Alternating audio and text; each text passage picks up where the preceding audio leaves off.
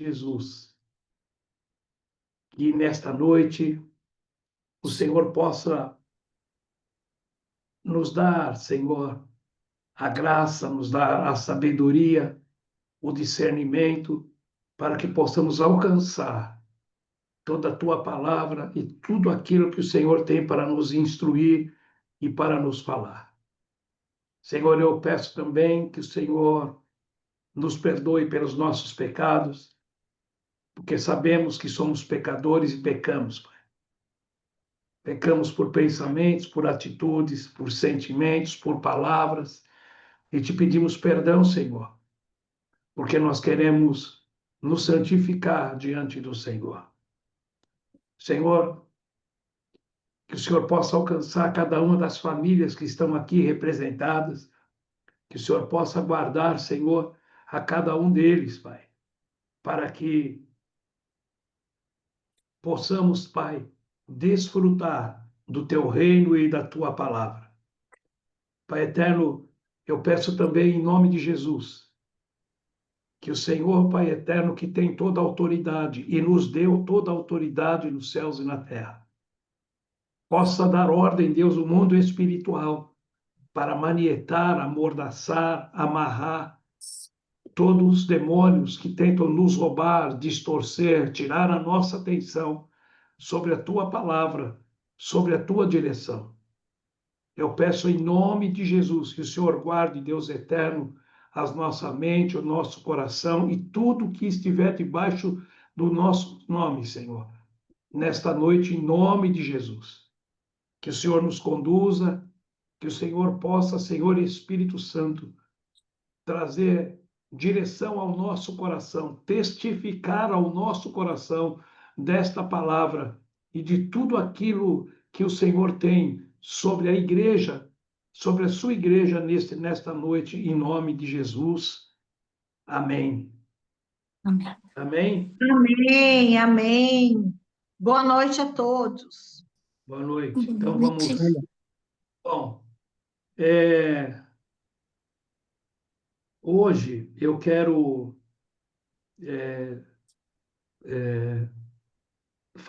começamos a falar sobre o milênio. E eu quero hoje dar uma introdução para que a gente possa, não sei se na próxima semana ou nas outras a gente vai terminar, mas que a gente possa ter uma introdução de tudo aquilo ou do milênio. Nós já temos falado sobre algumas coisas, mas hoje eu gostaria de falar mais especificamente sobre o milênio. Então, eu gostaria, primeiramente, que vocês abrissem as vossas Bíblias no livro de Apocalipse, capítulo 20. E hoje eu peço, como tenho pedido, que você pegue a sua caneta, pegue um papel, um caderno, e você anote o que nós vamos falar hoje, porque ainda, em nome de Jesus, se assim o Senhor permitir, na próxima semana continuaremos falando sobre o milênio.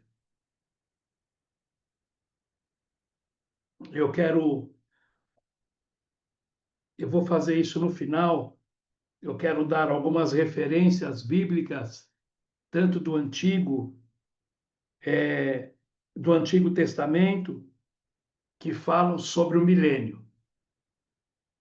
E para que vocês depois possam dar uma pesquisada, que vocês possam ler, para isso ficar mais claro sobre tudo que nós vamos falar. Eu peço também, em nome de Jesus, que nós todos possamos guardar a nossa mente, não dispersar os nossos pensamentos e a nossa direção de tudo que nós vamos falar, porque isso depõe e vai contra o príncipe deste mundo e os seus demônios. É uma situação a qual eles não querem, de forma alguma, que a gente tenha conhecimento ou entendimento disso que nós vamos falar hoje, como das outras palavras também. Amém? Bom, Apocalipse capítulo 20, a partir do versículo 1, Então diz assim: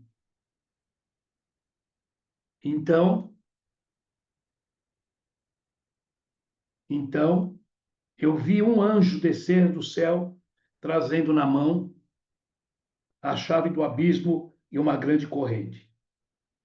Ele prendeu o dragão, a antiga serpente, que é o diabo, Satanás, e o acorrentou por 1000 anos.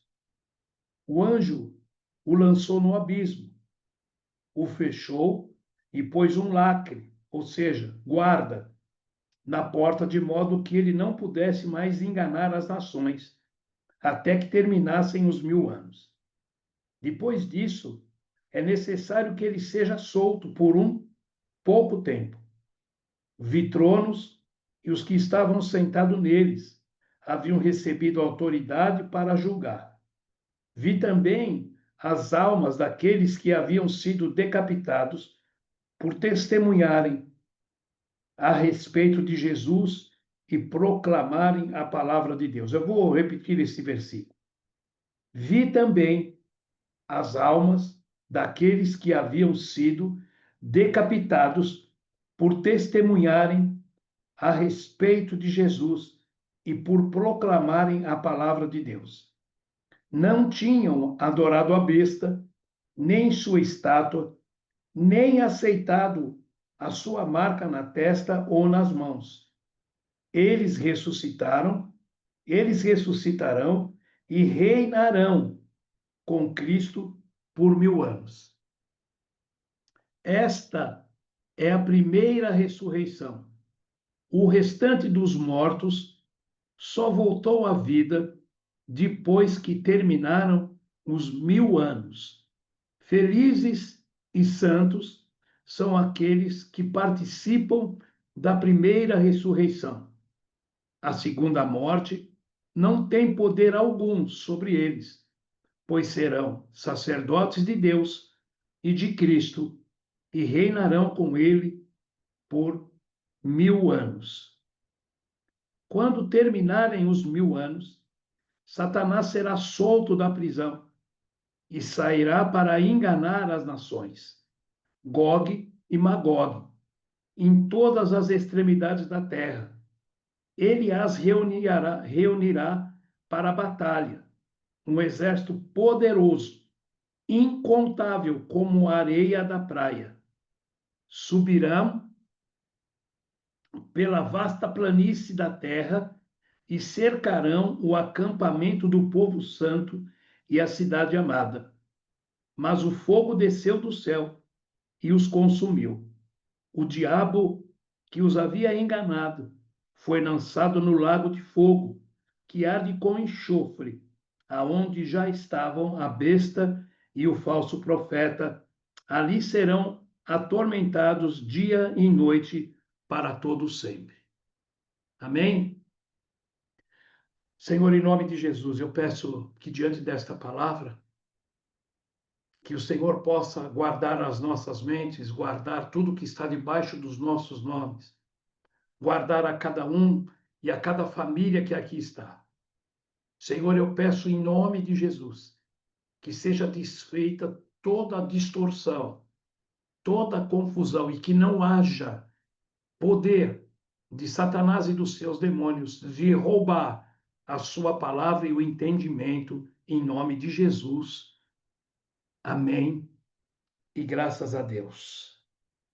Bom, como eu falei, mais no final, eu vou passar para vocês os endereços de algumas palavras que estão no Antigo Testamento falando sobre o milênio.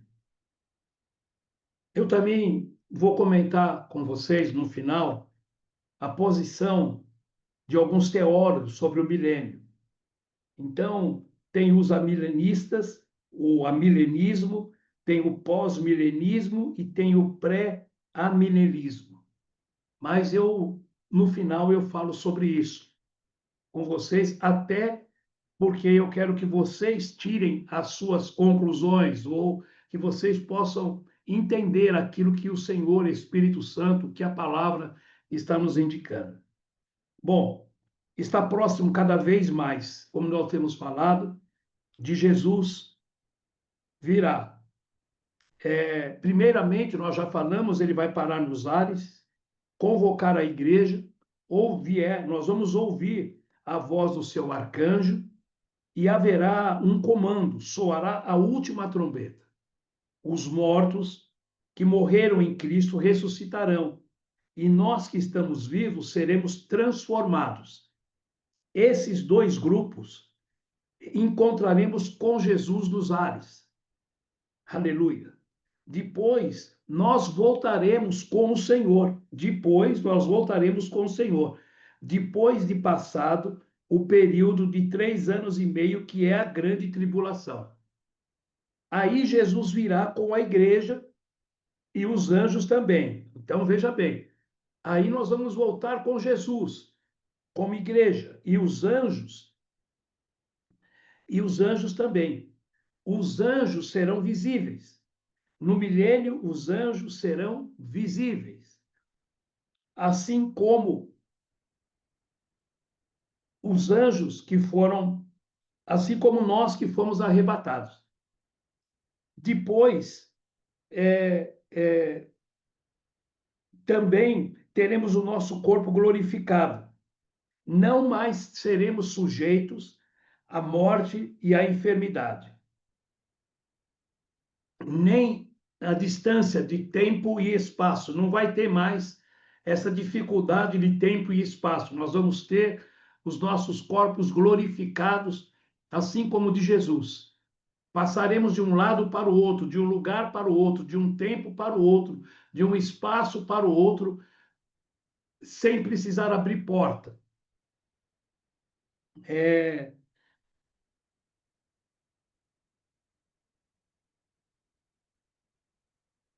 Nessa ocasião, haverá a batalha do Armagedon, que nós vamos falar mais para frente. Satanás com os exércitos dos reis da terra, Satanás com os exércitos dos reis da terra, junto com o anticristo e o falso profeta, tentará impedir Jesus de tomar posse da terra, que vai ser aquela batalha do Armagedon. Então, vocês imaginam que depois desse tempo, ele voltará com os reis da terra e o seu exército incontáveis, como a areia do mar, para impedir Jesus de tomar posse da terra e que implante o seu reino aqui. Ele não aceita perder o reinado, ele não aceita perder a posição dele aqui. Ele será derrotado na batalha do Armagedon e também serão presos o anticristo e o falso profeta. O falso profeta e o anticristo vão inaugurar o lago de fogo e enxofre. Esses dois, eles vão antes de Satanás, vivos, para o lago de fogo e enxofre. Então, e Satanás e os seus demônios vão ser presos durante 1000 anos. Mas nesta batalha, o falso profeta e o anticristo vão inaugurar o lago de fogo e de enxofre, preparado para o diabo também e os seus anjos, mas só que eles vão à frente, eles vão inaugurando. Jesus vai prender Satanás e os seus demônios, lançando eles num abismo. Colocará guardas. Quando a Bíblia fala selos, são guardas sobre eles, para que eles não saiam durante o milênio e Jesus comece a reinar sobre a terra. Quando eu pedi para vocês pegarem papel e caneta, eu gostaria que nós fôssemos lá, no capítulo 9 de Apocalipse.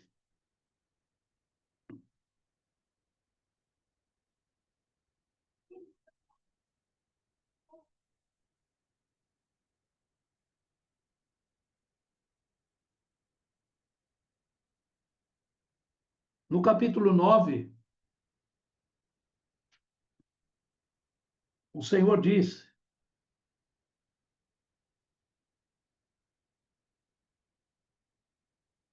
que ele trocou a trombeta do céu, o abismo, quando o poço fumaça, e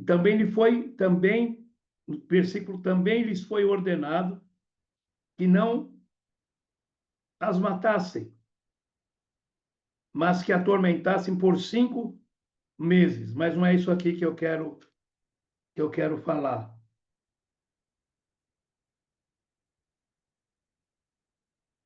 Nesse capítulo, deixa eu estou no capítulo certo.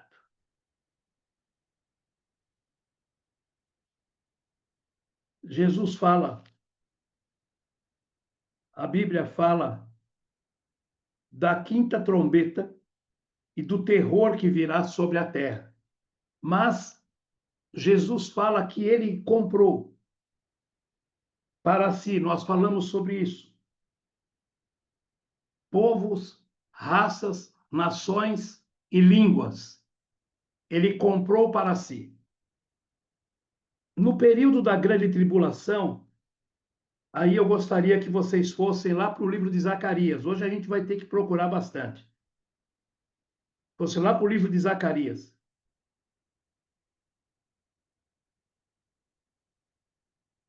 No capítulo 13,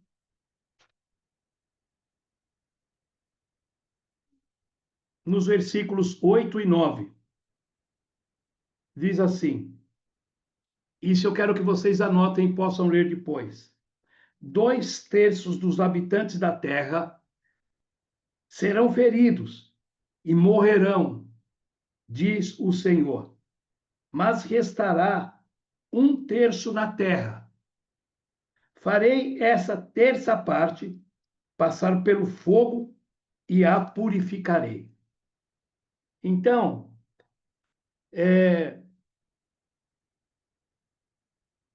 a população hoje, aliás, acho que é um pouco mais do que isso, são de 2/3. Através dos juízos de Deus, dos juízos que Deus vai trazer sobre a terra, ele vai purificar 1/3 da população. Isso quer dizer que na grande tribulação, 4 bilhões de pessoas devem morrer. Por isso que está escrito que nunca houve e nunca mais haverá um período igual a esse desde que o homem está sobre a terra. 2 bilhões vão sobreviver à grande tribulação. Então, na grande tribulação, 4 bilhões de pessoas vão morrer. Eu não sei ainda enquanto está estimado a população hoje da Terra, mas vai haver muita gente vai morrer.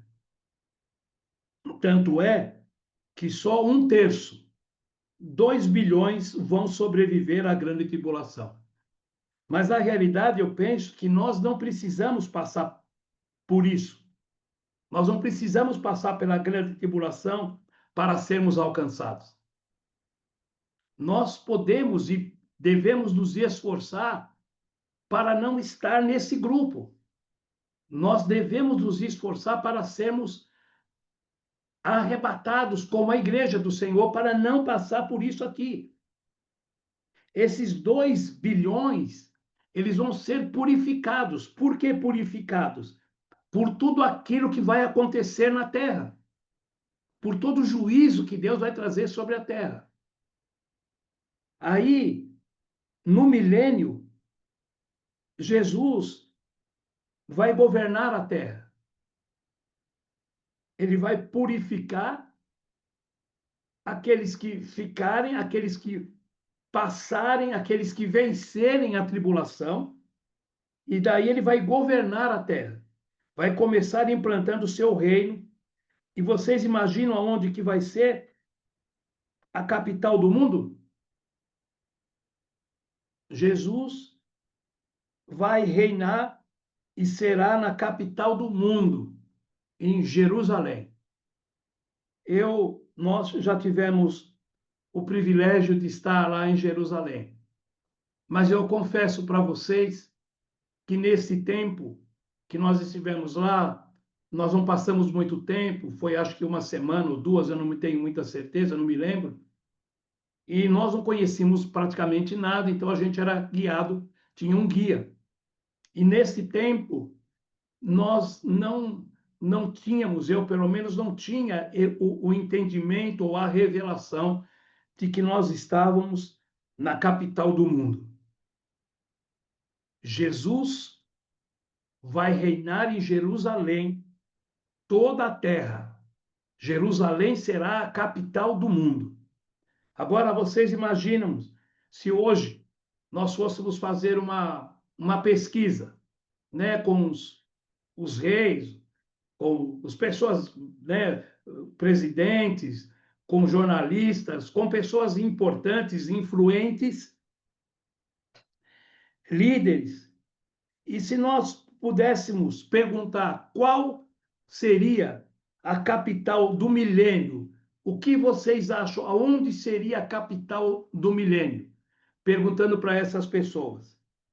Eu penso que eles vão falar que seria, sei lá, Washington, Paris, cidades famosas.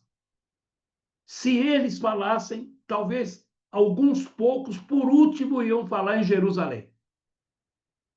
O último lugar que a grande maioria, para não dizer a totalidade de pessoas, imagina que será a capital do mundo, será Jerusalém. Nem os judeus creem que Jesus vai reinar na capital, vai reinar em Jerusalém, e que Jerusalém será a capital do mundo. Nem eles creem. Nem eles acreditam sobre nisso. Então, imagine o impacto que vai causar isto. A presença de Jesus no milênio, governando toda a Terra. Imagine, governando todo o planeta Terra de Jerusalém. Então, vai ser algo assim extremamente magnífico. Jesus colocará, já falamos sobre isso, Jesus colocará os seus pés no Monte das Oliveiras. Lembra que nós falamos? Colocará os seus pés no Monte das Oliveiras e o monte vai se fender. Uma parte para um lado, outra parte para o outro. O Monte das Oliveiras vai abrir. E por ali Jesus vai entrar em Jerusalém. E toda a terra vai saber que Jesus reina em Jerusalém. Nós estamos em Zacarias, né? Olha em Zacarias 14, a partir do versículo 4. Veja o que fala.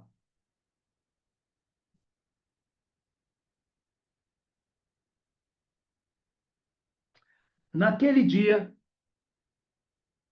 seus pés estarão sobre o Monte das Oliveiras, a leste de Jerusalém. O monte se dividirá ao meio, formando um vale muito amplo, de leste a oeste. Metade do monte se deslocará para o norte e metade para o sul. Imagine como é que vai ser a chegada de Jesus, a entrada triunfante de Jesus. Imagina Jesus pisando no Monte das Oliveiras. E aqui, o que nós estamos lendo é literal. O monte se dividirá. O monte se dividirá ao meio, formando um vale muito amplo, de leste a oeste. O Monte das Oliveiras, ele fica de frente para Jerusalém. E quando vocês forem, se vocês forem antes de Jesus voltar, vocês vão no Monte das Oliveiras. Quando vocês subirem os Montes das Oliveiras, vocês vão olhar e vão ver que está de frente para Jerusalém. Jesus vai pisar nesse monte e vai abrir um vale.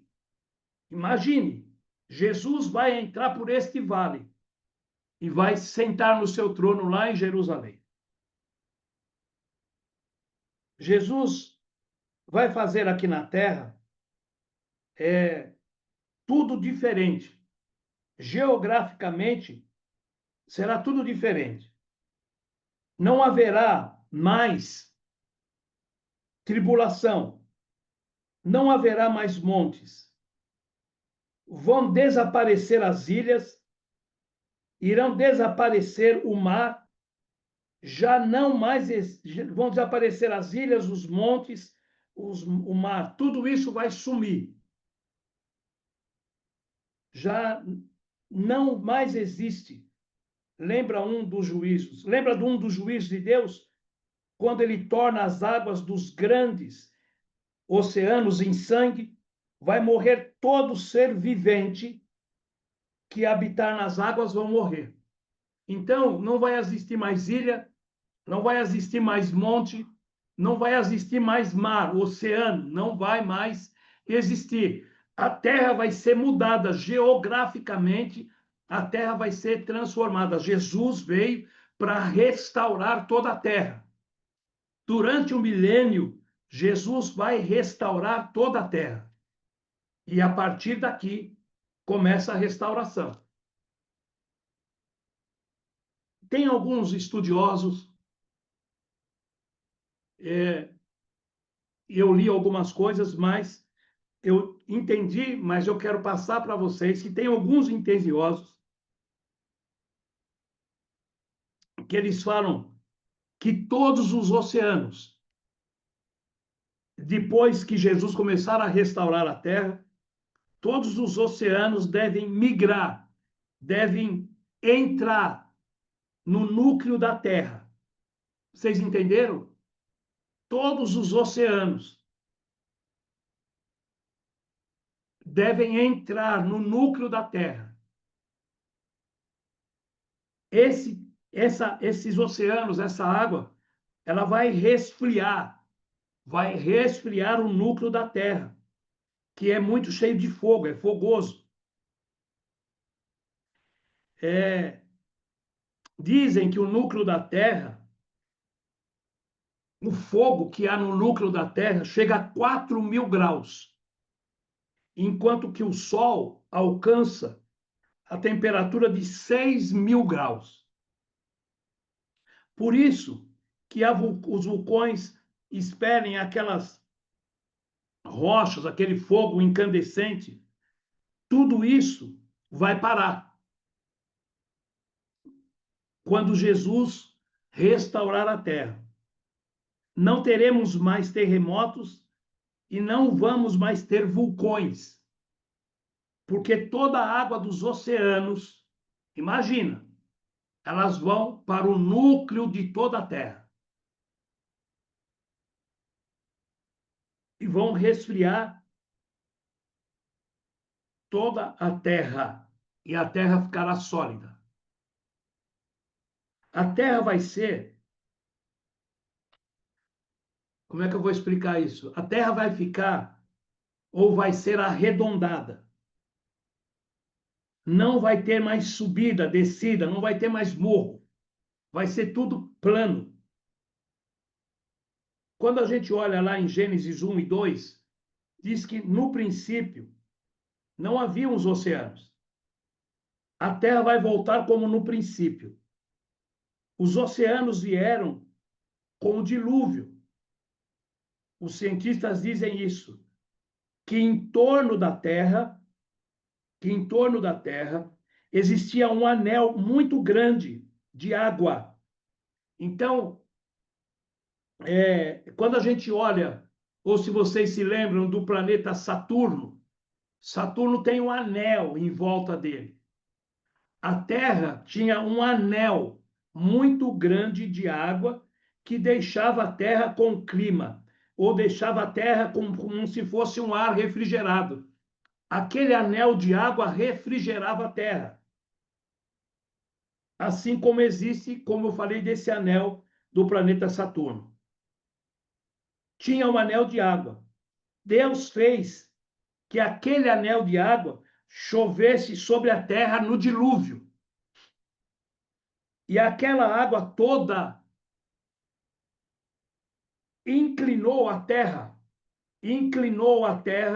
23 graus e meio.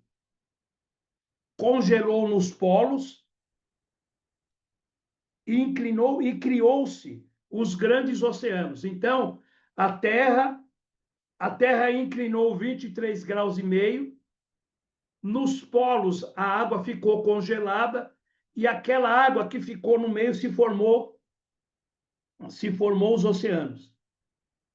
Hoje, a Terra, na verdade, ela tem 2/3 da superfície é de água.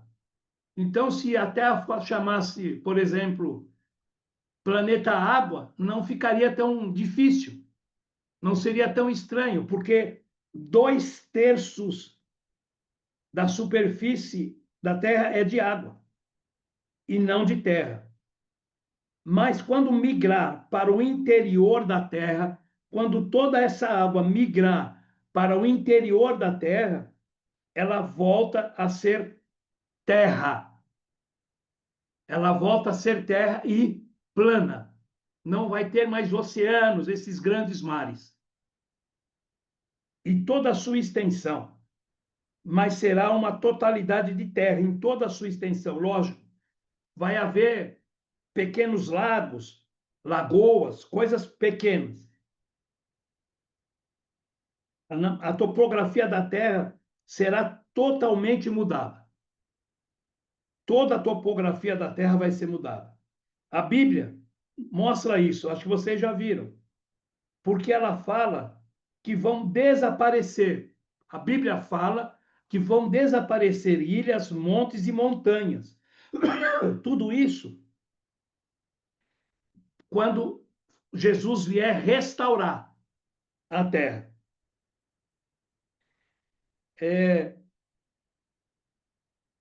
Quando Deus criou a terra, e aí nós vamos parar um pouco aqui, e a gente, deixa eu ir lá em Gênesis.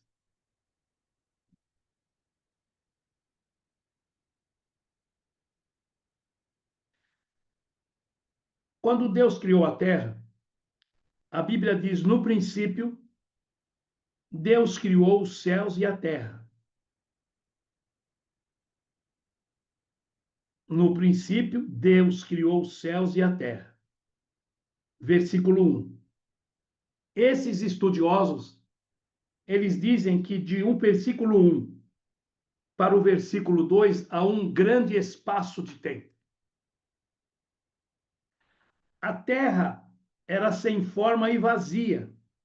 A escuridão cobria as águas profundas e o Espírito de Deus se movia sobre a superfície das águas.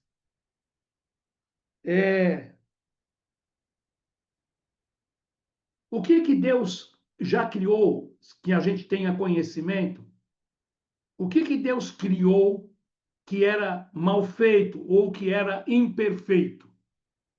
Tudo que Deus criou é perfeito. Tudo que Deus criou não tem erro, não tem falha. Então, Deus não criou o céu, Deus criou os céus e a terra, mas ele não criou de uma forma imperfeita. Houve alguma coisa que transformou a terra entre esse versículo 1 e o versículo 2. Houve algo que deformou a terra e extinguiu ou destruiu o que existia. Mas na criação, isso deformou a terra. Na criação, o Senhor Espírito Santo recria a terra. Porque vocês sabem, nós já falamos, ou vocês já ouviram sobre isso, que quem cria, ou quem criou, foi o Senhor Espírito Santo, pela ordem de Deus. O Senhor Espírito Santo recria a terra. Depois de parte ser destruída. E tem uma parte que foi destruída depois com o dilúvio. Mas Deus não criou a terra sem forma e vazia. Deus criou os céus e a terra, os luminares, o sol, a lua, tá. A deformação entre o versículo 1 e 2 há um espaço que houve essa deformação, que houve essa situação. Então, na realidade, aqui a terra era sem forma e vazia, seria a terra tornou-se sem forma e vazia.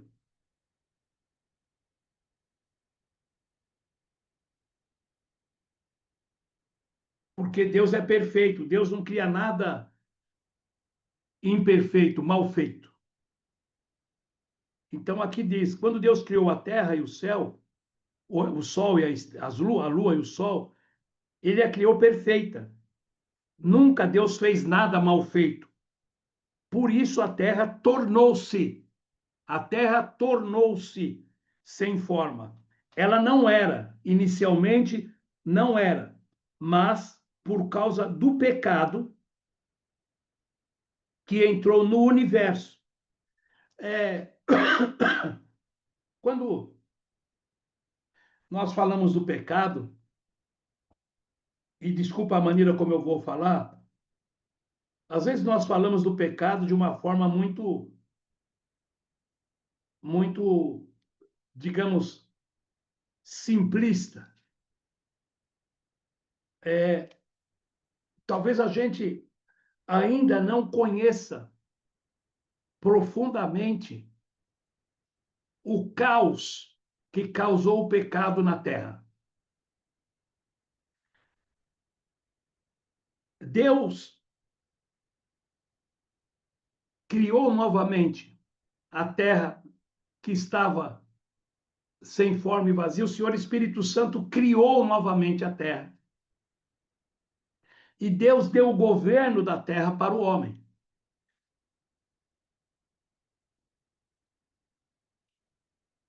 Mas por causa do pecado que entrou, tornou-se e sofreu todas essas consequências.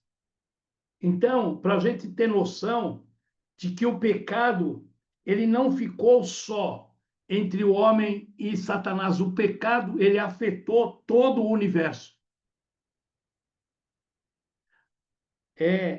Na recriação, o Senhor cria o homem para governar, mas o homem caiu, pecou, como nós já sabemos. Ele entregou o governo a Satanás, também nós já sabemos. Por quê? Lembra de Jesus, quando ele foi tentado no deserto? Satanás levou ele no pináculo e mostrou todas as glórias da terra e disse: Eu dou para quem eu quiser, porque a mim me foi dada. Quem deu? O homem. Tudo isso Adão entregou e Satanás destruiu. Talvez a gente não tenha noção da destruição que Satanás criou na criação de Deus. Alterou toda a criação de Deus. O que é alterar toda a criação de Deus? Ele alterou toda a criação, os luminares, alterou tudo, tudo, tudo, tudo. Alterou toda a criação de Deus, a mim, a você, a tudo. Alterou os animais, os vegetais, ele alterou toda a criação de Deus. Por isso que no milênio, Jesus vem reinar na terra e no milênio ele vai restaurar, toda a terra. Então imagina o planeta Terra sendo todo restaurado por Jesus. Quando Deus criou os animais, e vocês já devem ter lido, e já falamos, ou já falamos também, eles não tinham essa ferocidade, não tinham essa coisa de matar que se tem hoje. Consequência também do pecado. Porque vocês sabem, e nós já falamos, e vocês já leram, que quando Deus criou o Éden, vocês sabem o que Deus pôs ali. Como é que se vivia ali. Os animais pastavam todos juntos. O pecado, ele deformou toda a natureza, inclusive a minha e a sua.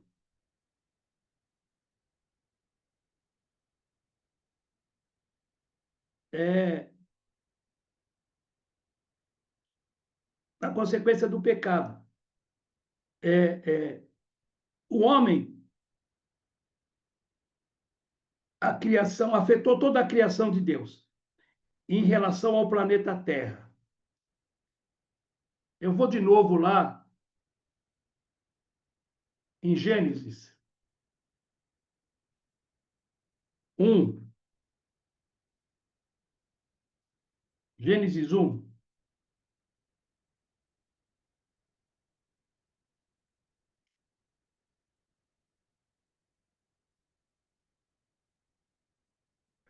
Ele afetou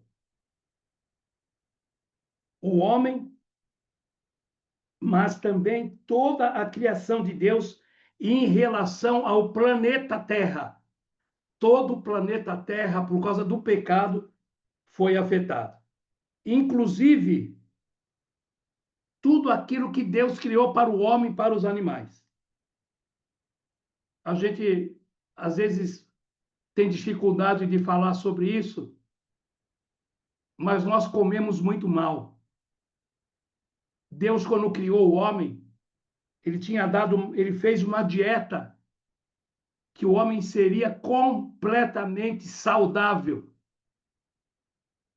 E o inferno, o pecado, distorceu tudo, contaminou tudo. Olha só, Gênesis 29, capítulo 1,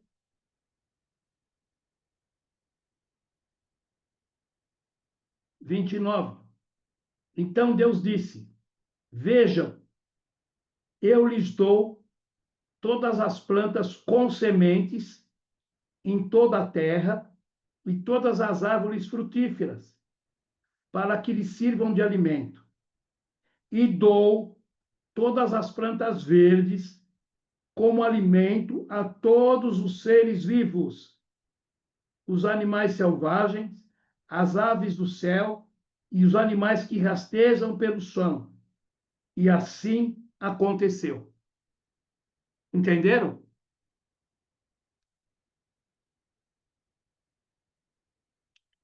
Era tudo perfeito. Deus fez tudo perfeito. Mas o pecado afetou tudo. Para vocês terem uma ideia, a atmosfera, o ar, tudo mudou. O leão não comia o boi. Se você pegar um leão hoje e colocar um boi na frente dele, ele vai acabar, ele vai estraçalhar, vai comer o boi. O tigre comia erva, capim. O homem comia erva, hortaliças e frutas. Olha só que maravilha. Hoje, quando se fala de vegetariano, algumas pessoas fazem até cara feia. Eu não estou vendo o rosto de vocês, mas eu estou imaginando. No milênio, vai voltar a ser assim. Vai fazer uma aliança com todos os animais. E eles vão voltar a ser como na criação. Tudo isso foi consequência do pecado. Agora tem uma coisa que eu acho que vai causar estranheza a vocês.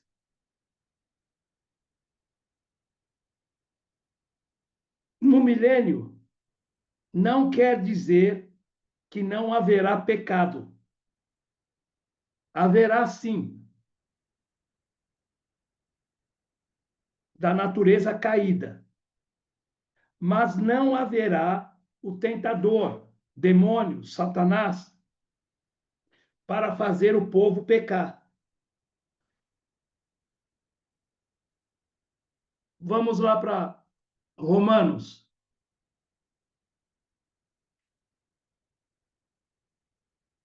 Vocês estão anotando? E eu estou fazendo isso porque eu quero que vocês leiam. Romanos 8.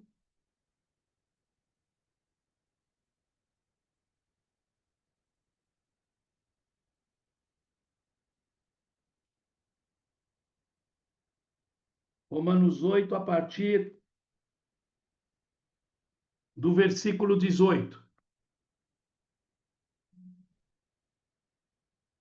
Então, diz assim: considero que nosso sofrimento de agora não é nada comparado com a glória que ele nos revelará mais tarde. Pois toda a criação aguarda com grande expectativa o dia em que os filhos de Deus serão revelados. Toda a criação, não por vontade própria, foi submetida por Deus a uma existência fútil, pecado,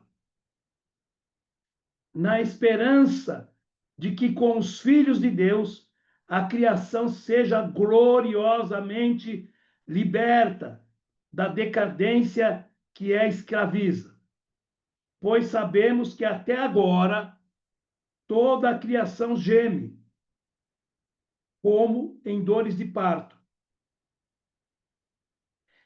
E nós, os que cremos, também gememos, embora tenhamos o Espírito em nós como antecipação da glória futura, pois aguardamos ansiosos pelo dia em que desfrutaremos nossos direitos de adoção, incluindo a redenção de nosso corpo.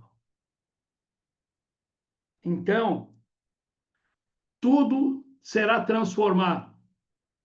O nosso corpo, a nossa vida toda será transformada. Jesus vem restaurar tudo. E durante o milênio, ele vai restaurar todas as coisas. Ó, são todas as coisas. Vamos lá. Mateus.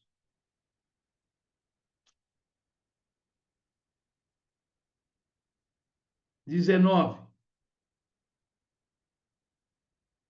Além de vocês anotarem, vocês, por favor, coloquem um grifo, negrito. Mateus 19, a partir do versículo 27.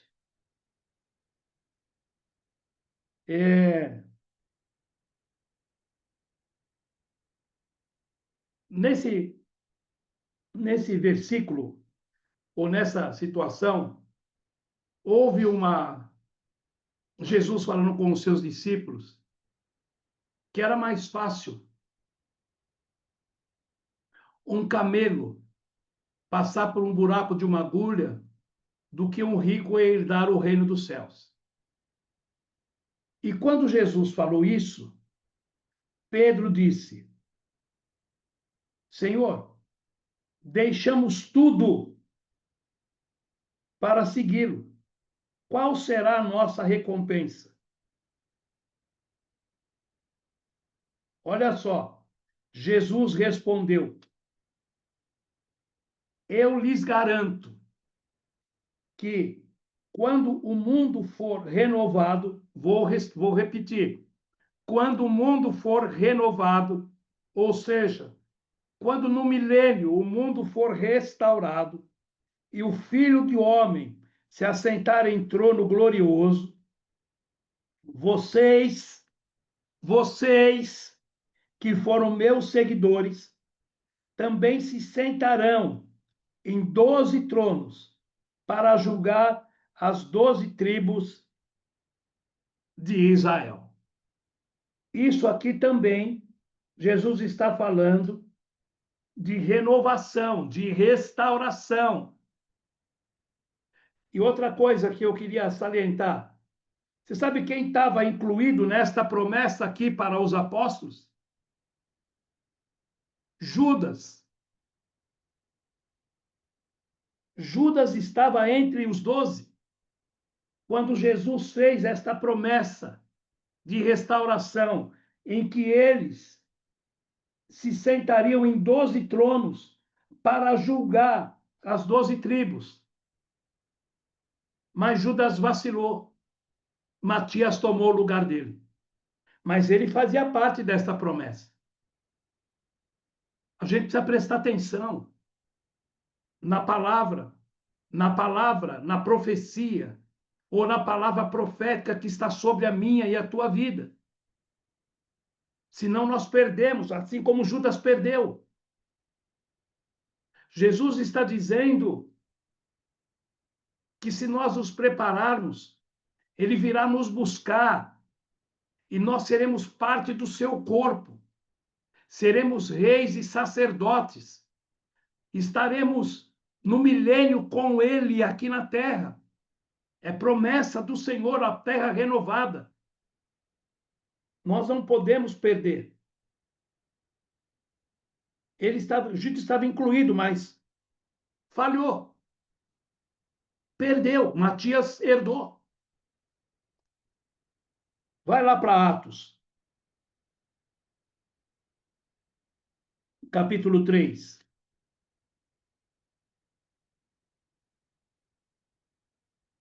A partir do versículo 19.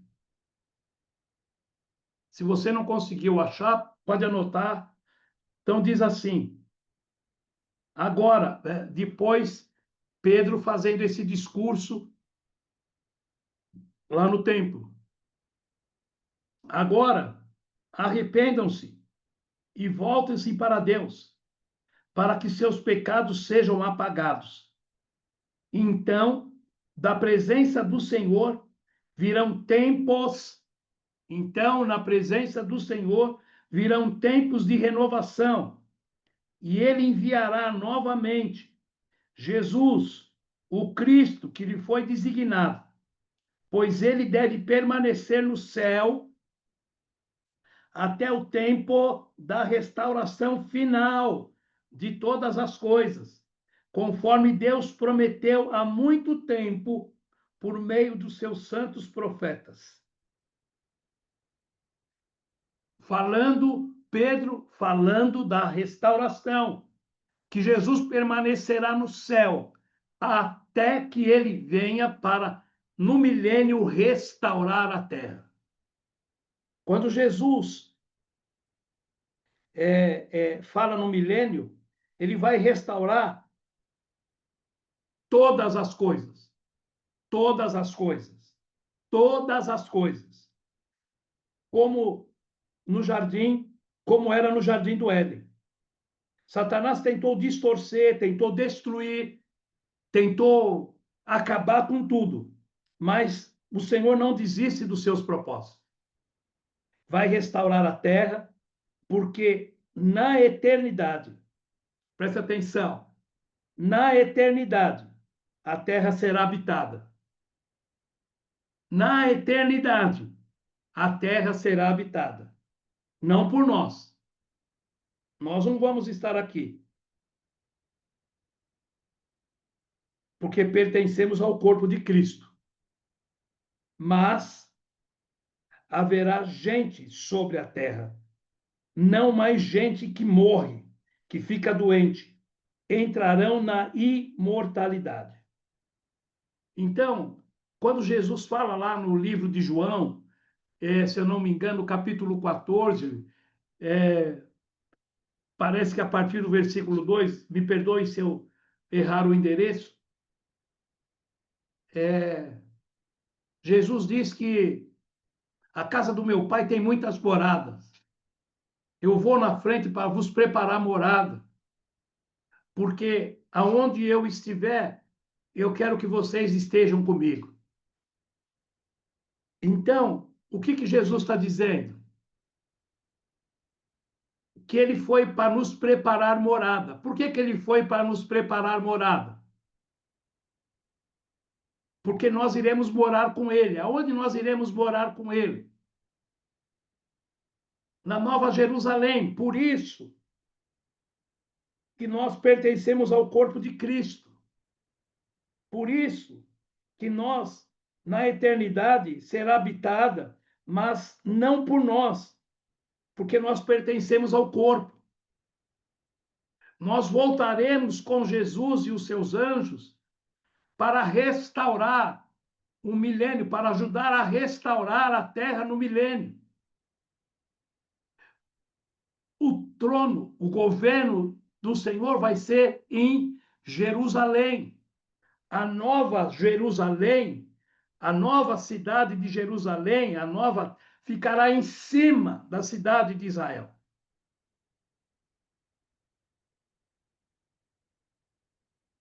Então, nós estaremos com o Senhor aqui na terra no milênio.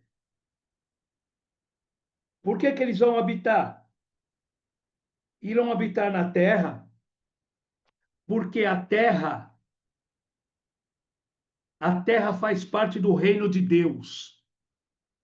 A terra faz parte do reino de Deus.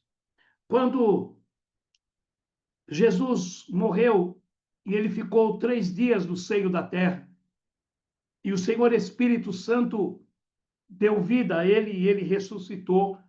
A Bíblia diz que ele ressuscitou, levando o cativo o cativeiro, e tomou a chave do inferno e da morte. E também restaurou, ele também veio para tomar toda e restaurar toda a terra. Ele veio para tomar a terra que foi dada para o homem. Ou melhor, a terra que foi dada a ele pelo homem. Então, Jesus não veio só ou simplesmente para nos restaurar da morte. Ele veio também para restaurar toda a terra. Ele tomou tudo do inferno. Porque a terra faz parte do reino de Deus. Lembrem-se que Deus formou o Éden para colocar o homem. E ele deu para o homem a autoridade para governar a terra. Sobretudo, multiplicar. E o homem pecou. Pegou tudo isso e entregou para o diabo. Assim que ele entregou tudo que era criação de Deus, tudo que Deus tinha entregado para o homem, tudo que Deus tinha feito para o homem, Satanás tomou e destruiu tudo. Quando a gente fala tudo, é tudo, destruiu tudo. E chegamos aonde estamos. Chegamos como nós estamos. Nós estamos olhando para a terra, para alguns lugares, e nós imaginamos que é uma maravilha. Mas não é. Ele estragou tudo. Tudo que você vê, tudo que nós vemos com os nossos olhos carnais é tudo engano. Tudo isso foi deturpado, destruído por Satanás. Então Jesus veio e vai restaurar tudo. Ele trouxe um caos. Satanás causou um caos na terra. Jesus virá e no milênio vai trazer de volta a primeira posição. Quando nós vemos lá na grande tribulação todos os juízos que Deus vai trazer sobre a terra, como nós já vimos. Imagina como vai ficar a terra com todos os juízos de Deus sobre a terra. Mas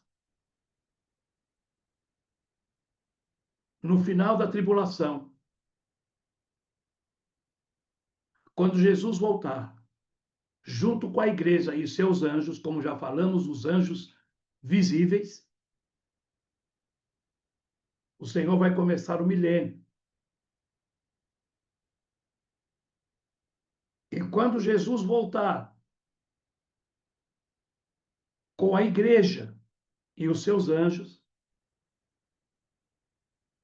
nós vamos ver a grande batalha, aonde o Senhor vencerá, aonde vai ser solto no final do milênio, não é no início, no final do milênio, Satanás vai ser solto e vai atrás dos reis da terra para vir contra Jesus, para impedir o reino do Senhor aqui na terra. O Senhor vai destruí-lo. Aí sim, ele vai ser lançado junto com o falso profeta e com o anticristo no lago de fogo e de enxofre. E todos aqueles que não se encontram no livro da vida, e todos aqueles que se deixaram marcar, serão lançados juntos. O Senhor estabelece o reino. Jesus vai restaurar o planeta. Vai lá para Isaías, capítulo 45. A partir do versículo 18.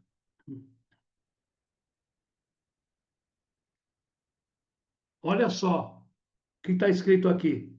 Isaías 45, 18. Pois o Senhor é Deus, criou os céus e a terra, e pôs todas as coisas no devido lugar. Olha só. Fez o mundo para ser habitado, e não para ser um lugar de vazio e caos.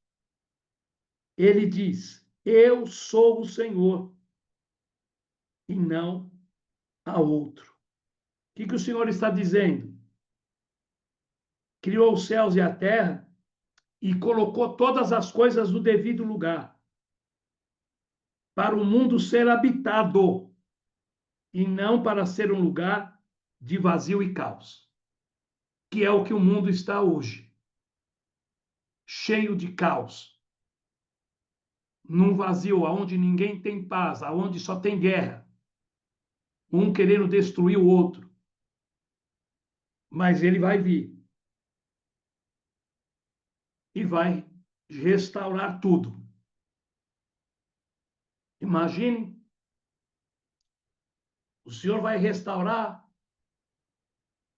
toda a atmosfera, o Senhor vai restaurar o ar, o Senhor vai restaurar toda a natureza, o Senhor vai restaurar uma aliança com todos os animais.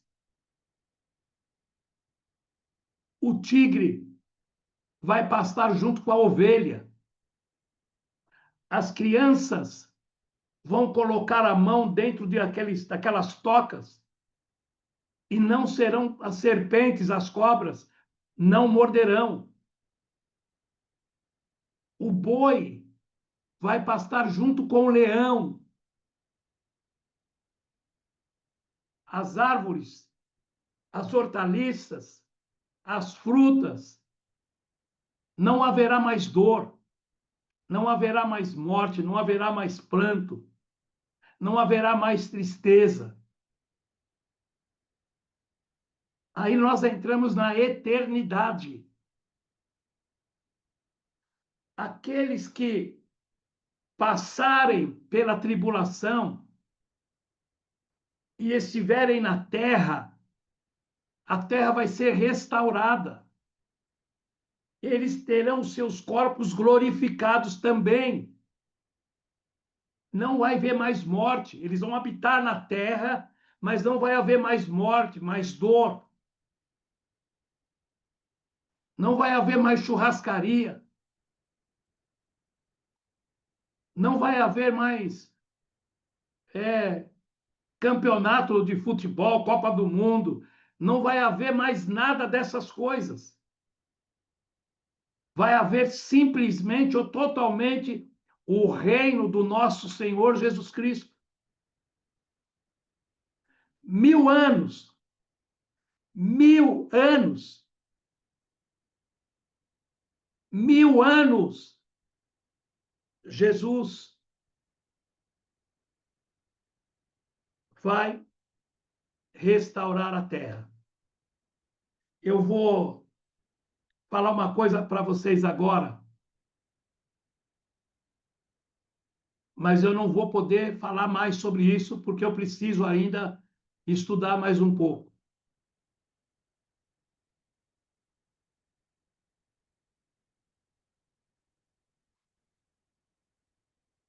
Davi vai ser rei na terra. Por favor, não vou entrar nisso, porque quem foi Davi? O homem segundo o coração de Deus. Se vocês lerem o livro de 1 Samuel ou Reis, eu não me lembro, vocês vão ver as promessas que Deus fez para Davi.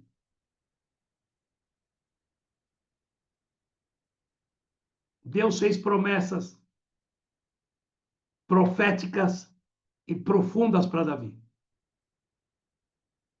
Diante dessas promessas, e segundo Jesus, filho de Davi,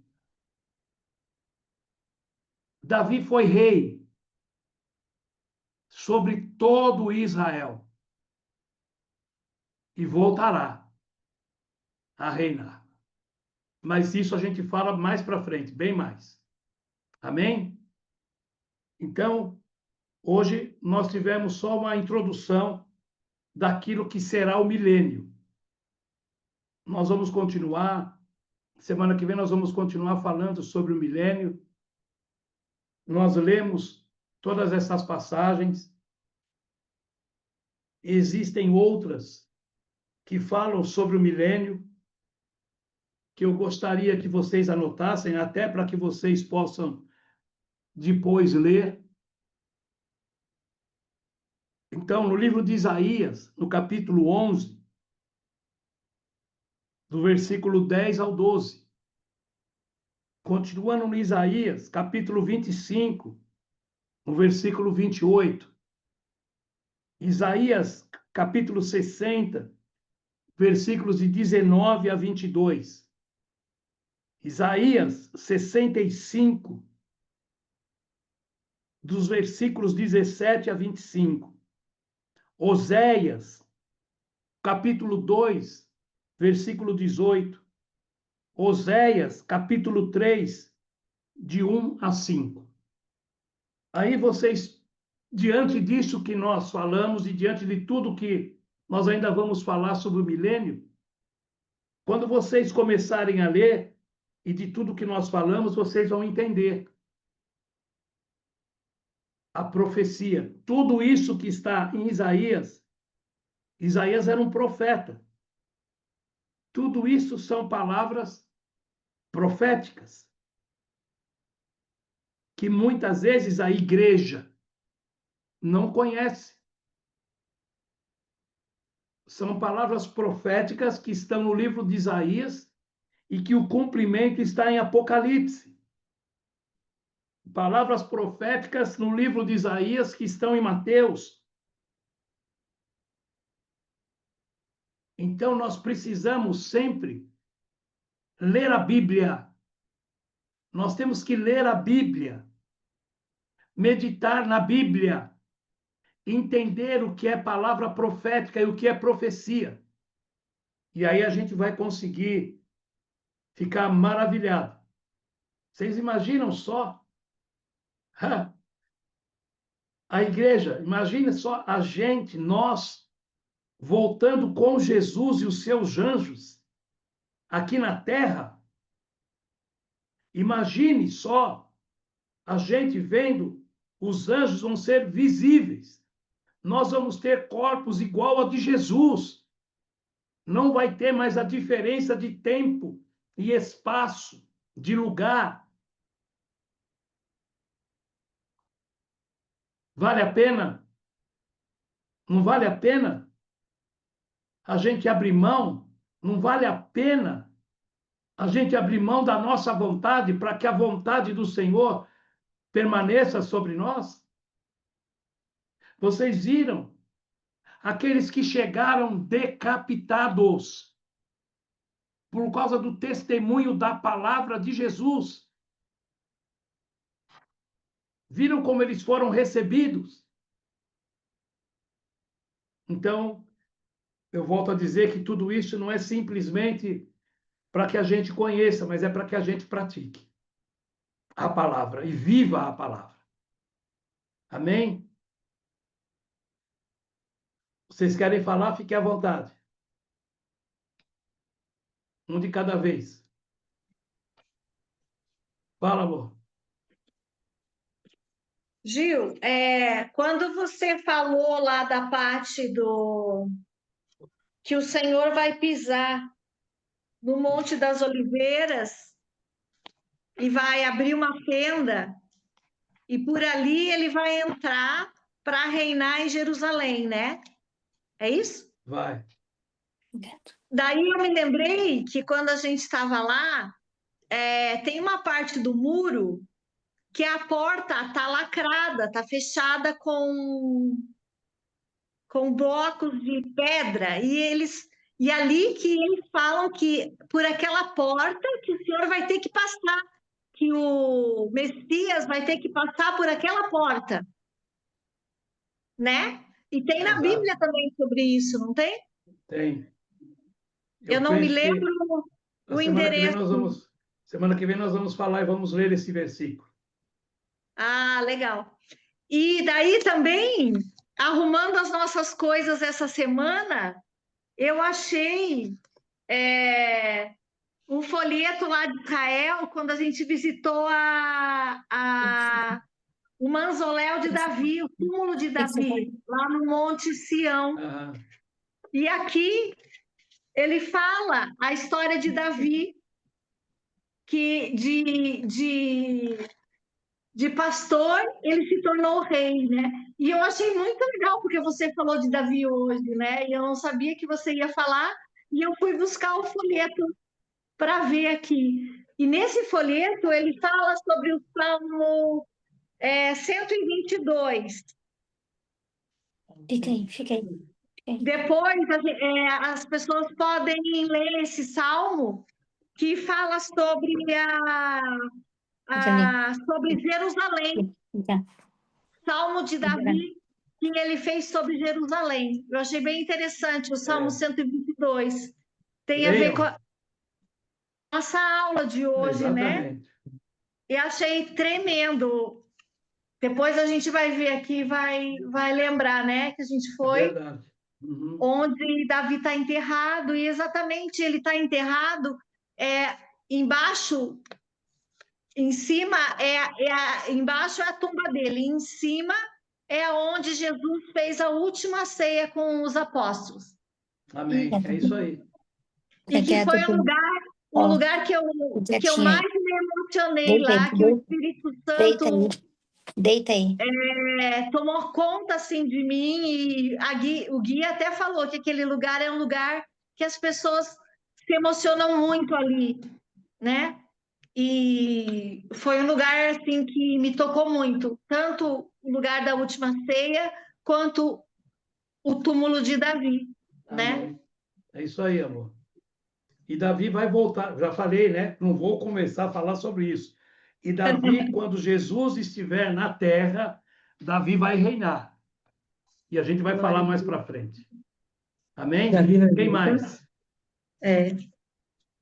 Alguém mais? Tremendo. Fala, Isabel. Pastor, aquela parte que o senhor disse que, em Apocalipse 20, que diz que eles haviam sido decapitados por testemunhar a respeito de Jesus e por proclamar a palavra de Deus. Isso a igreja não vai mais estar, né? A igreja que vai ser Não. arrebatada. E daí vai ser aquelas pessoas que o senhor disse que vão ter que ser mártires, que vão ter que ir que vão ter que ficar ali mártires. É esses que vão estar? Vão ser Por isso que eles chegam desse jeito. Que não negaram. Uhum. E ainda falaram da palavra.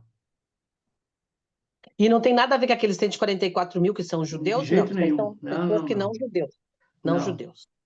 Aham. Fala, Assunta. Eu tô aqui. É um mistério essa Bíblia, né? Quanto mais a gente lê, o Espírito Santo vai dando revelações, né? É tanta coisa que nem. É só ouvindo mesmo e analisando tudo, né? Que tá Esses tudo. esses versículos que nós lemos e esses que vocês anotaram, leiam. Vocês vão ficar impressionadas com aquilo que a Bíblia, a profecia que está sobre a palavra, a profecia que está de Deus sobre a igreja.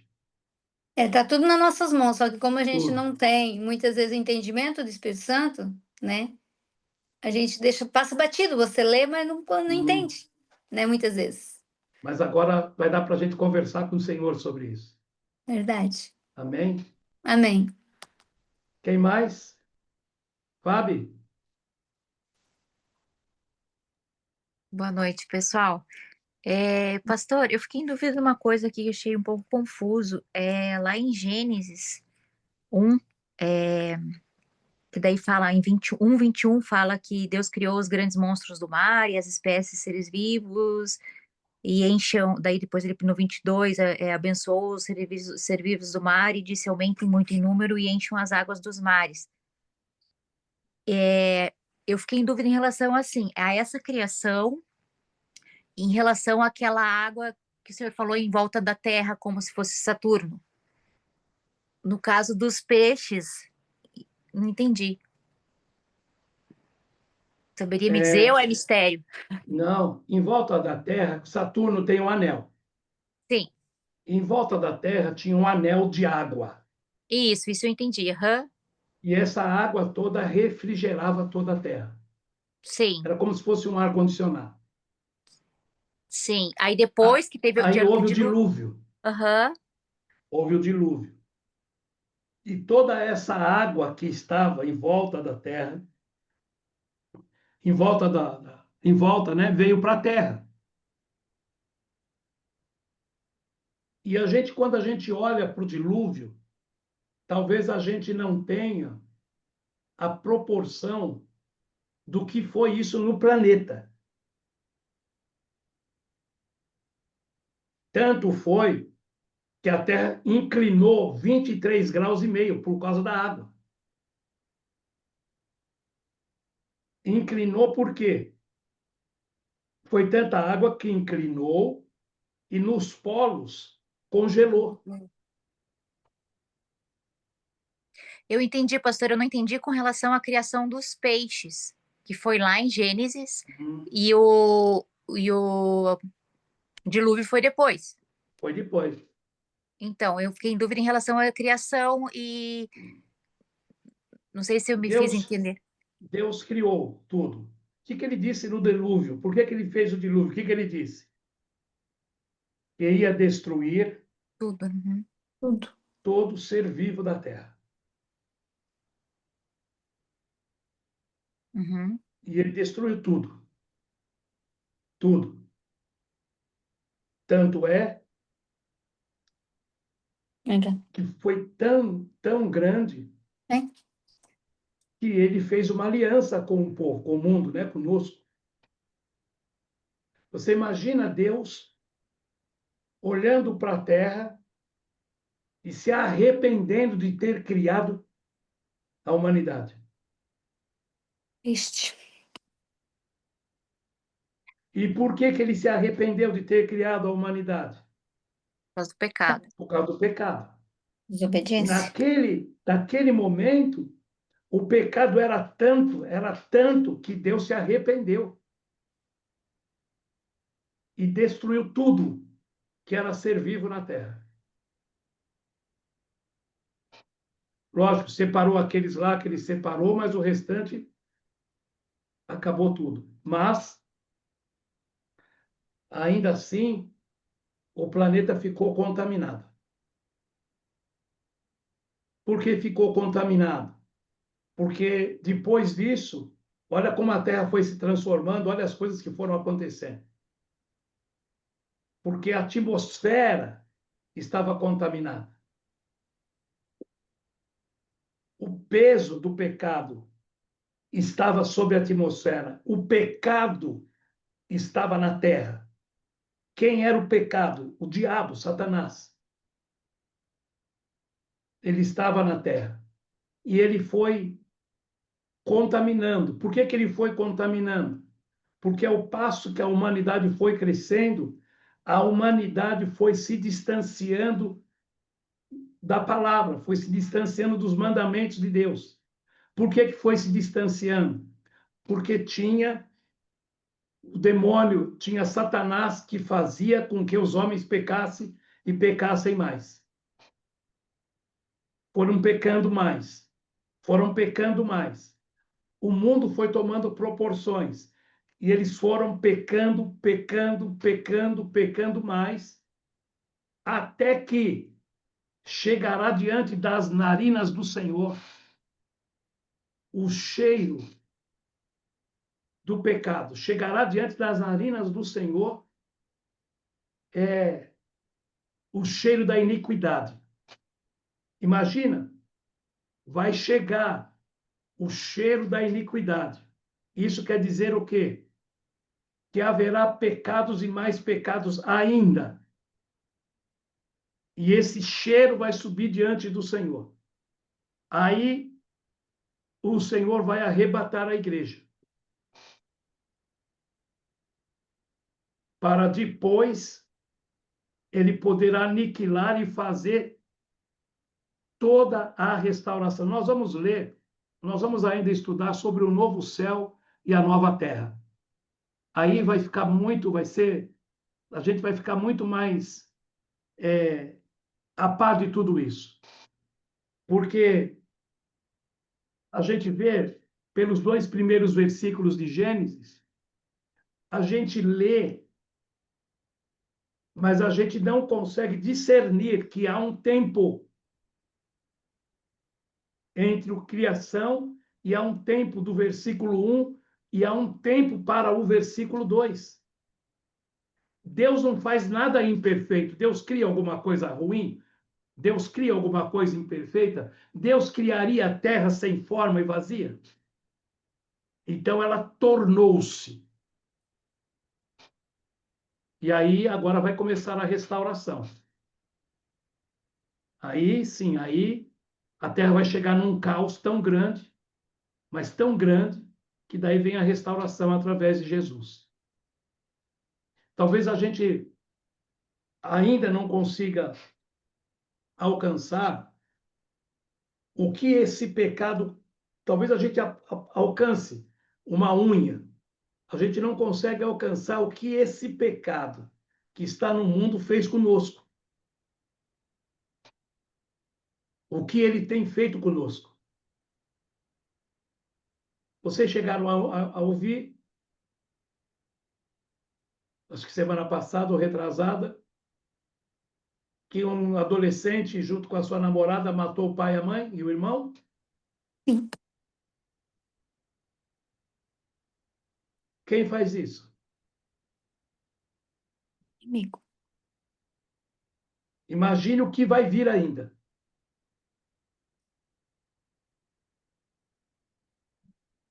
Mas nós subiremos com o Senhor. Nós vamos fazer parte da igreja, do corpo de Cristo. Amém? Alguém mais? Chay, quer falar?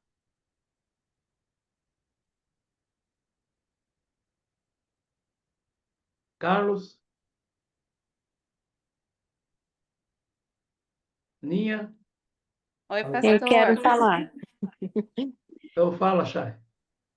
Ô, pastor, eu nunca sei mexer nesse negócio aqui.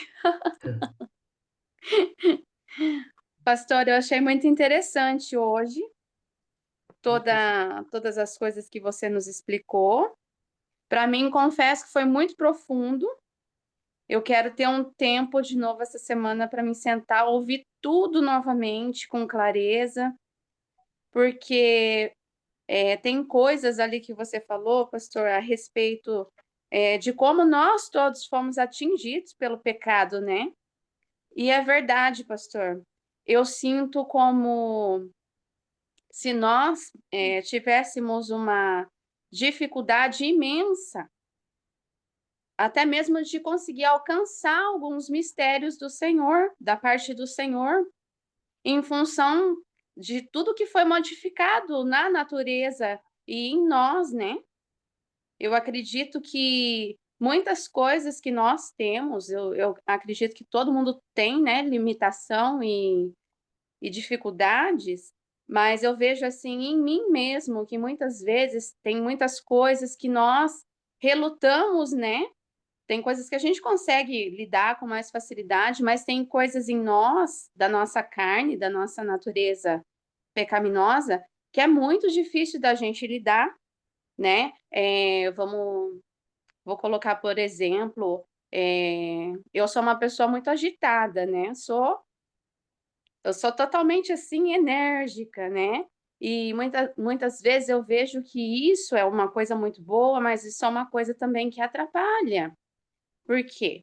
Porque é uma coisa que a nossa alma, né, luta contra o nosso espírito, principalmente para conseguir se aquietar, para ouvir a voz de Deus e para conseguir discernir aquilo que o Senhor está falando com a gente, né?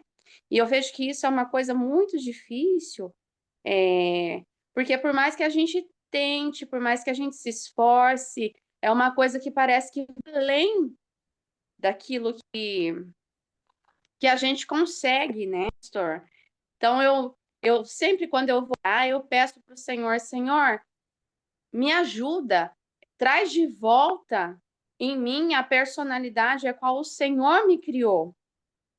Tira de mim tudo aquilo, né, que o pecado trouxe sobre mim. Eu sei que isso é algo assim que a gente só vai ser mesmo renovado quando o nosso corpo for transformado na glória, né?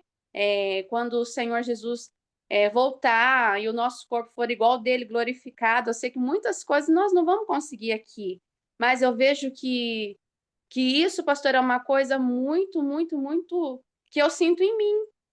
Então, eu posso ver e posso entender que o pecado, tudo isso do pecado, tudo isso que nós temos na nossa limitação da carne, não era para ser assim, Exatamente. né? Por isso que nós temos o Senhor Espírito Santo.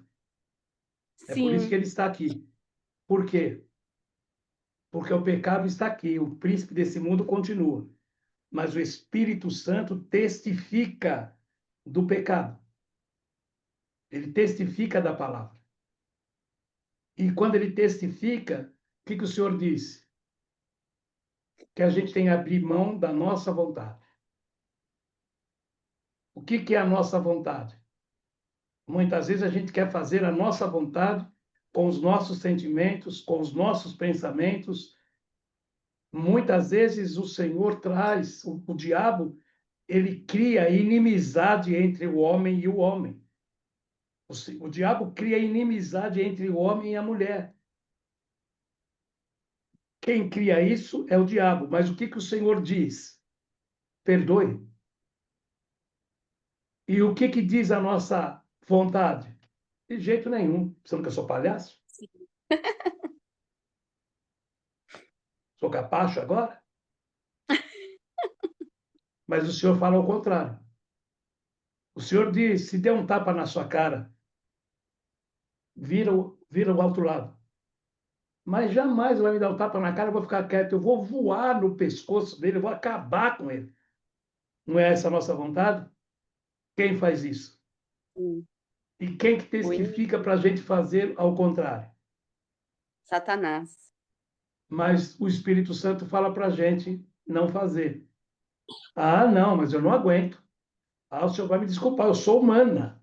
Eu sou humana, eu tenho sangue, não é isso? Sim. Então é isso. Por isso que nós temos que vencer a nossa vontade.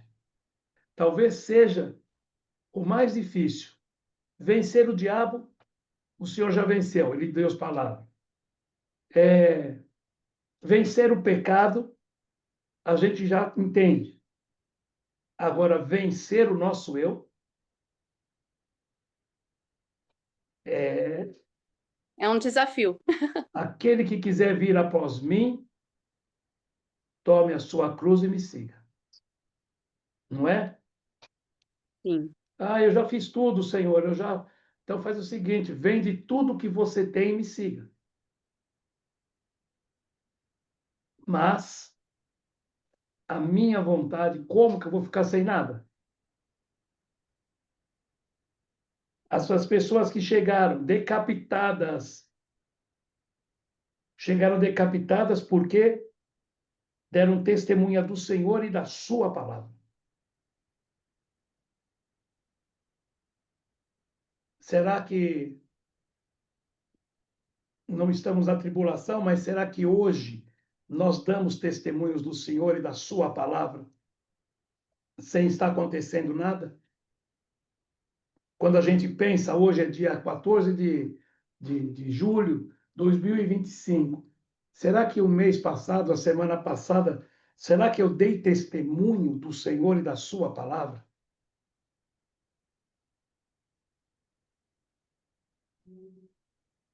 Temos que lutar, porque a chapa vai esquentar mais. Bem mais. Tá Sim, bom, pastor. Chay? Amém, pastor. Ninha, você está aí? Tô aqui, sim. Então, diga.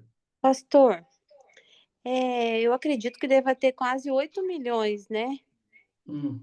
de habitantes. E o pastor falou que só 2 Se tem 8 milhões que bilhões, vão se é, salvar. aham. É muito pouco, né?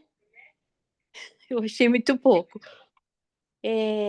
A minha dúvida é assim: como nós podemos ter certeza da nossa salvação? Nós dentro da igreja mesmo. Porque eu acredito que não é só ir no domingo na igreja.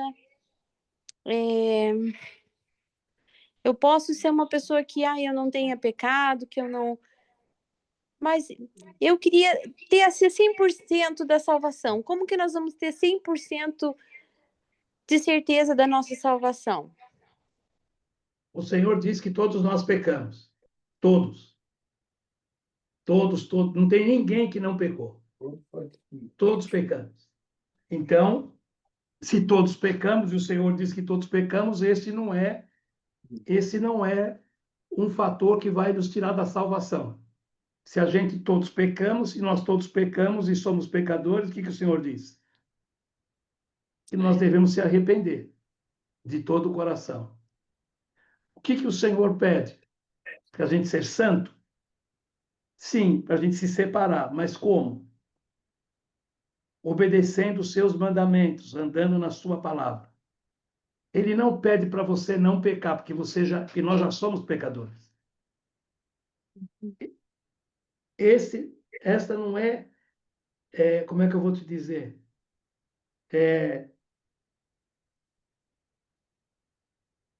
Somos pecadores, todos somos pecadores. O que vai nos definir é se nós vamos continuar pecando ou se nós vamos nos afastar do pecado. Existe uma diferença. Eu sou pecador, mas eu decidi que agora eu decido andar em santidade diante da palavra. Mas vai ser uma luta que eu vou ter que fazer. Vai decidir? Decidiu. Então, decidi. E como que eu vou conseguir ficar até o Jesus voltar? Jesus pode voltar amanhã. Ou daqui a pouco. Então, ele sempre diz: filhinhos, não pequem. Mas se vocês pecarem, vocês têm um advogado, Jesus Cristo, o justo. Senhor, eu pequei. E eu reconheço que eu pequei por isso e por isso. Mas eu me arrependo. E peço que o Senhor me ajude, Senhor, eu me arrependo. A partir daí, você começa a não viver mais o pecado passado. Você começa a viver os mandamentos do Senhor daqui para frente.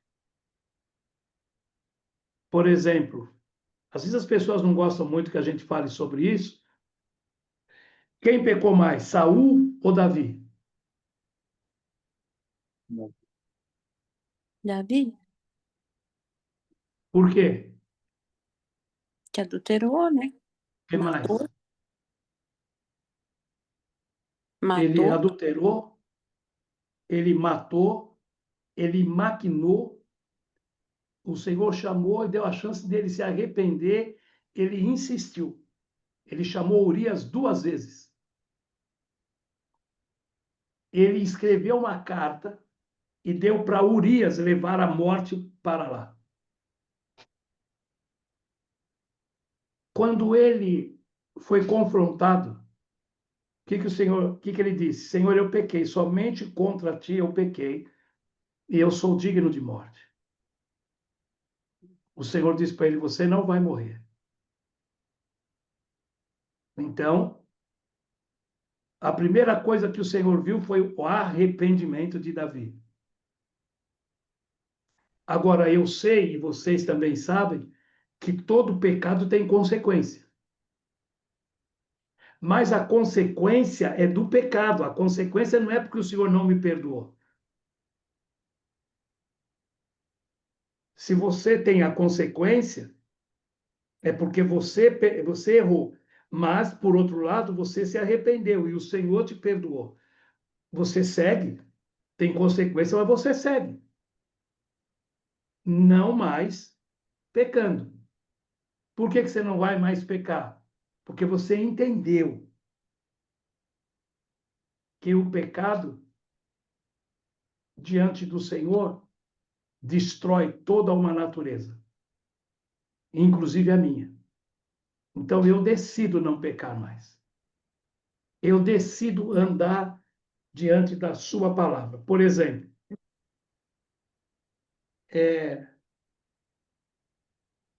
Maria Madalena estava lá para ser apedrejada porque ela era prostituta. Quem foi apedrejar ela? Fariseu, né? Foram aqueles homens. Por que eles foram apedrejar dizendo que ela era prostituta? Porque todos eles passaram por ela. Quando o Senhor disse: se você não tem pecado, atire a primeira pedra. Por quê? Porque eles conheciam ela, porque tinham se prostituído com ela. Se ela tem pecado, eles também têm. Não, sim. E o Senhor disse para ela: mulher, vá e não peque mais. E ela foi. Foi a primeira mulher a ver Jesus Cristo ressurreto. Então, a nossa salvação não está no que a gente faz. A nossa salvação está no arrependimento que nós temos diante do Senhor. A nossa salvação está no cumprimento dos mandamentos do Senhor. Está em se arrepender de todo o coração diante do Senhor. Ah, mas eu queria ter certeza que eu vou ser salvo. Mas você já tem. Você já recebeu Jesus como seu Senhor e Salvador. Você já tem o Senhor Espírito Santo dentro do teu espírito. Ele habita no teu tabernáculo. Então, se você tem, ele testifica daquilo que é pecado e daquilo que você deve se arrepender. Então, ele não diz que você tem que ser impecável. Você tem que ser impecável no seu temor e no seu tremor diante dos seus mandamentos e da sua palavra. E vamos embora, vamos em frente. Amém? Amém. Carlos, quer falar? Não. Não. Ah? Ele tá rindo aqui do que eu tô falando. É que assim, pastor, sabe o que é? Eu não falo em relação ao pecado, sabe? É, Eu falo em relação à nossa intimidade com Deus. Às vezes nós cristãos vamos na igreja no domingo, não pecamos, né? Pecar, nós pecamos, né? Mas se arrependemos, fazemos as nossas orações, mas muitas vezes parece que nós estamos no automático. Né? Faz tempo que eu sou cristã e eu queria compartilhar uma coisa que foi muito forte que aconteceu comigo semana passada, que eu cheguei no culto e eu dobrei meus joelhos, e daí na hora que eu levantei, eu tive uma visão. ah, Era um coração dentro de uma bacia de gelo. E aí eu comecei a perguntar para Deus o que era aquilo. E era o meu coração. O Espírito Santo começou a falar comigo sobre aquilo. uhum, Falou assim: o seu coração tá frio, o seu coração tá gelado. E aquilo foi muito forte, porque eu comecei a chorar. E eu falei: Senhor, me perdoe. Porque às vezes a gente está tão no automático, a gente vive uma vida tão corrida, a gente vai fazendo tudo, eu vou na igreja, eu vou orar, eu vou. Mas a minha alma acho que não estava conectada com Deus, o meu coração não estava quente, entendi. sabe? É disso que eu falo. Não do pecado, né? Porque Eu pecar a gente entendi. pega todo Eu, dia, eu sabe? entendi. Mas daquela chama tá acesa todos os dias. Por isso, glorificado seja o nome do Senhor. Por isso que o Senhor Espírito Santo habita em você. Quem falou com você foi o Senhor Espírito Santo. A Bíblia diz que o Senhor conhece o nosso deitar e o nosso levantar. A Bíblia diz que o Senhor sabe o que vai sair da nossa boca antes que saia a palavra. E o Senhor Espírito Santo, ele mostrou para você. Ele não te acusou, ele não te apontou, ele só te mostrou. Por que que ele te mostrou? Porque ele quer que você vá para ele. Sabe, eu vou falar uma coisa, vocês me perdoem do que eu vou falar. Muitas vezes, as pessoas estão na igreja ou estão dentro de um templo, mas isso não quer dizer que você está no Senhor. Muitas vezes, você não está na igreja, você está num grupo de oração, você está numa célula, você está num grupo de estudo, e você recebe, ou você está mais, como é que eu vou dizer? Eu vou usar o teu coração, o nosso coração está mais quente do que quando a gente está dentro de um templo.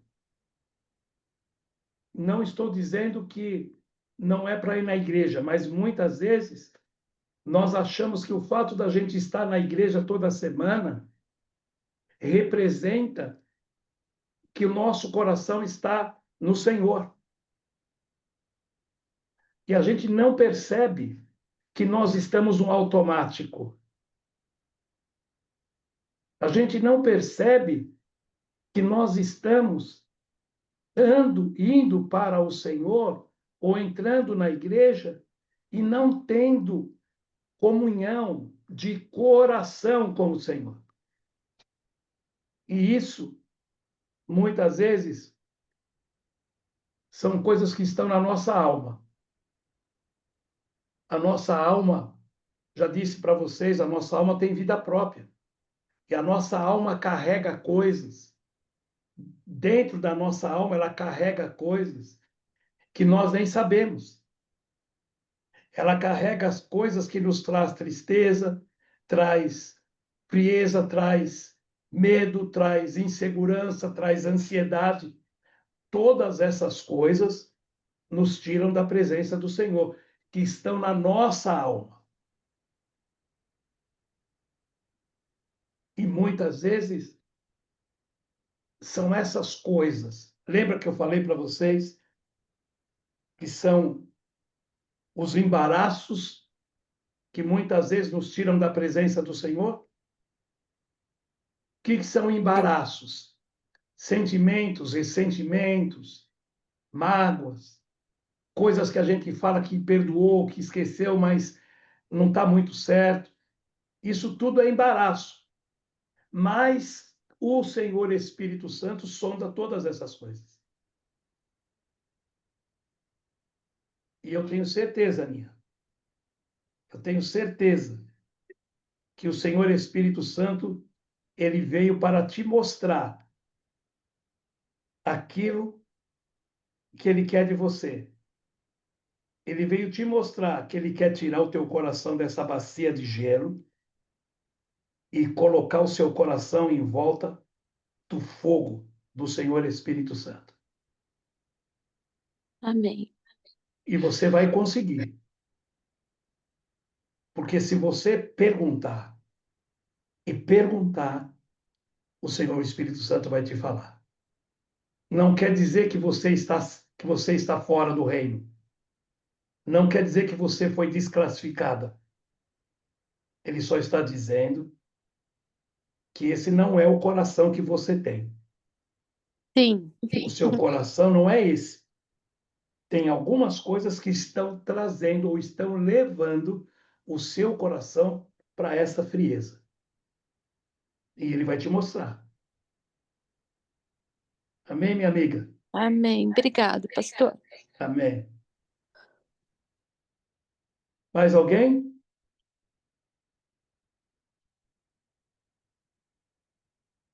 Vamos orar? Você é preciosa, Aninha. E Amém, você pastor. sabe que muitas vezes o Satanás ele quer te fustigar. Ele quer entristecer o teu coração. E ele sabe aonde mexer. Ele sabe aonde mexer. Não são coisas aparentes, são coisas que estão na sua alma. Que o Senhor quer trazer à luz. Ele quer que você traga a luz, ele vai trazer a luz. Para que você saiba que o Senhor te ama. Ele conhece o teu coração, tanto é que ele te mostrou um coração que não é o seu. Ele te mostrou um coração que está numa bacia de gelo que não é o seu. E não foi ele que colocou. Quem colocou o seu coração nessa situação é o inferno, que está usando algo na sua alma. Alguma coisa que ele pegou na sua alma.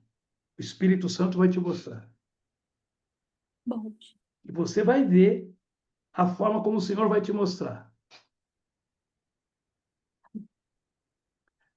A Bíblia diz assim, ó, lança toda a tua ansiedade. Lança tudo diante do Senhor. O Senhor diz assim, rasga o teu coração. Rasga o teu coração. Porque o Senhor vai te ouvir. E você vai sentir a presença do Senhor Espírito Santo como um fogo sobre a tua vida. O Senhor Espírito Santo vai falar com você de coisas que estão na sua alma, não é de hoje, nem de ontem, nem do ano passado, nem do ano retrasado. Ele vai falar de coisas que feriram o seu coração e estão na sua alma. E o Senhor vai vir purificar, ele vai ser fogo. Ele vai vir como fogo. E você vai ver as coisas que o Senhor vai trazer sobre a tua vida. Amém? Amém. Amém. Vamos orar? Aleluia. Louvado seja o nome do Senhor. Pai eterno, nós te louvamos, te glorificamos, te exaltamos, Senhor, e te agradecemos a ti, Senhor Espírito Santo, que nos visitou, que o Senhor nos trouxe através da sua palavra. Aleluia, Jesus. Coisas profundas, coisas que nós não sabíamos, mas o Senhor nos trouxe. Te agradecemos, Senhor Espírito Santo, porque o Senhor mexeu no nosso íntimo, o Senhor mexeu no nosso coração. O Senhor mexeu, Deus eterno, em coisas profundas, e o Senhor quer que nós entramos em coisas profundas. A tua palavra diz que as coisas espirituais só se discernem no Espírito. O Senhor quer nos mostrar o caminho, o Senhor quer nos mostrar a direção, o Senhor quer nos tirar do engano, o Senhor quer nos tirar de muitas coisas, o Senhor quer nos tirar de nós mesmos, o Senhor quer nos tirar da nossa própria vontade, o Senhor quer nos tirar desse espírito de acusação, o Senhor quer nos tirar desse espírito de religiosidade, o Senhor quer nos tirar desse espírito, Deus eterno, que tenta nos enganar, nos prendendo em nós mesmos, nos prendemos na nossa vontade, nos prendemos, Pai eterno, nas coisas desse mundo, nos prendendo, Senhor, nas coisas que o Senhor já nos libertou. Por isso, Pai, nós te louvamos nesta noite, te agradecemos, Pai, eu te peço em nome de Jesus, que o Senhor possa, Senhor, ainda continuar nos visitando, visitando a cada uma dos irmãos aqui presente, visitando, Deus eterno, o seu coração, trazendo luz, Senhor, porque o Senhor é lâmpada para os nossos pés e luz para o nosso caminho. Que a luz do Senhor venha sobre nós, que a luz do Senhor venha, Deus, trazer luz sobre o nosso caminho, que a luz do Senhor venha trazer luz sobre as trevas que ainda estão encobertas dentro de nós, Senhor.